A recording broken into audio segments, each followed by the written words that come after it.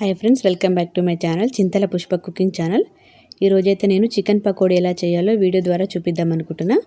అలాగే first time నా ఛానల్ని చూస్తున్నట్లయితే కింద రెడ్ కలర్లో సబ్స్క్రైబ్ బటన్ ఉంటుంది, దాన్ని ప్రెస్ చేయండి. పక్కనే బెల్ ఐకాన్ వస్తుంది, దాన్ని ట్యాప్ చేయండి. అప్పుడు నేను చేసే ప్రతి వీడియో ఈజీగా నోటిఫికేషన్ అనేది వస్తుంది. ఓకేనా ఫ్రెండ్స్, ఇప్పుడైతే మనము ఈ రెసిపీ అనేది చూద్దాము. ఫస్ట్ అయితే ఒక హాఫ్ కేజీ చికెన్ అనేది తీసుకోవాలి. తీసుకొని దాంట్లో కొంచెం సాల్ట్, పసుపు అనేది వేసుకొని మంచిగా నీట్గా అయితే ఒకసారి కడుక్కొని ఇట్లా వాటర్ని దుంపేసుకొని ఒక గిన్నెలో చికెన్ అనేది వేసుకోవాలి. అలాగే ఒక పెద్ద స్పూన్ కారం వేసుకొని కొంచెం సరిపడా సాల్ట్ అయితే వేసుకోవాలి. కొంచెం పసుపు కూడా వేసుకోవాలి. వేసుకొని కొంచెం జీలకర్ర, అలాగే కొంచెం అల్లం వెల్లుల్లి పేస్టు, జీలకర్ర అయితే వేసుకోవాలి. ఇప్పుడు ఈ చికెన్ పకోడీ అనేది చాలా టేస్టీగా క్రిస్పీగా ఉంటుంది, చాలా టేస్టీగా అయితే ఉంటుందండి. ఎంతమందికి చికెన్ పకోడీ అంటే ఇష్టమో కామెంట్ అయితే చేయండి. నాకైతే చికెన్ పకోడీ అనేది చాలా ఇష్టం అండి.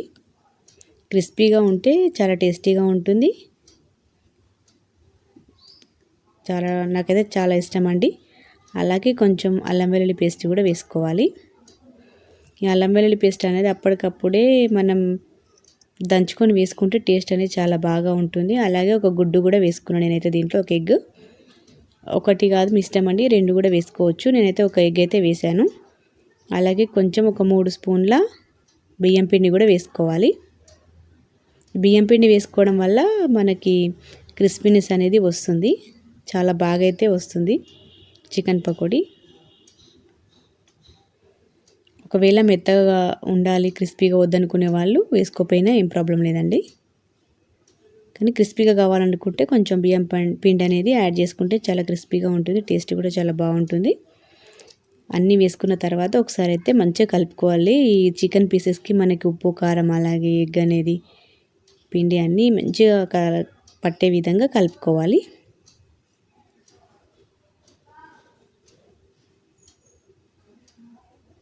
మంచిగా పట్టించి ఒక హాఫ్ అన్ అవర్ అయితే పక్కన పెట్టుకోవాలి.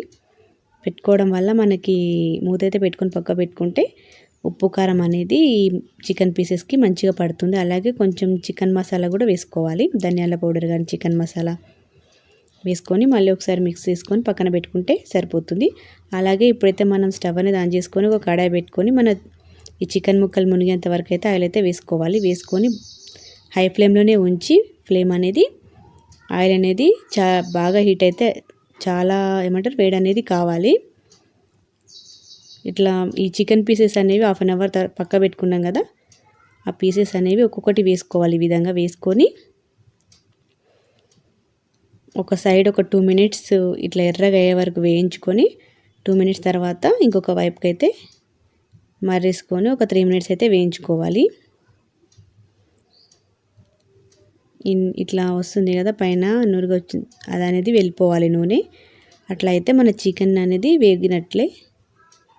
ఇప్పుడు చూస్తారా ఎంత టేస్టీగా అలాగే క్రిస్పీగా ఉండే మన చికెన్ పకోడీ అనేది రెడీ అయితే అయింది కదండి. ఈ విధంగా అయితే ఫ్రై చేసుకోవాలి. ఇట్లా కొంచెం ఒక 2-3 కరివేపాకు రెబ్బలు, అలాగే 4-5 పచ్చిమిర్చిలు కూడా వేసుకొని ఇట్లా డెకరేషన్ అయితే చేసుకుంటే చాలా టేస్టీగా అయితే ఉంటుందండి చికెన్ పకోడీ. ఈ వీడియో కనుక మీకు నచ్చినట్లయితే లైక్ చేయండి, షేర్ చేయండి, కామెంట్ చేయడం మాత్రం మర్చిపోవద్దు. సబ్స్క్రైబ్ చేసుకోవాలి, కన్ఫర్మ్గా సపోర్ట్ అయితే చేయండి. రెసిపీ అనేది ఒకసారి ట్రై చేసి ఎలా వచ్చిందనేది కామెంట్ అయితే చేయండి. Thanks for watching this video.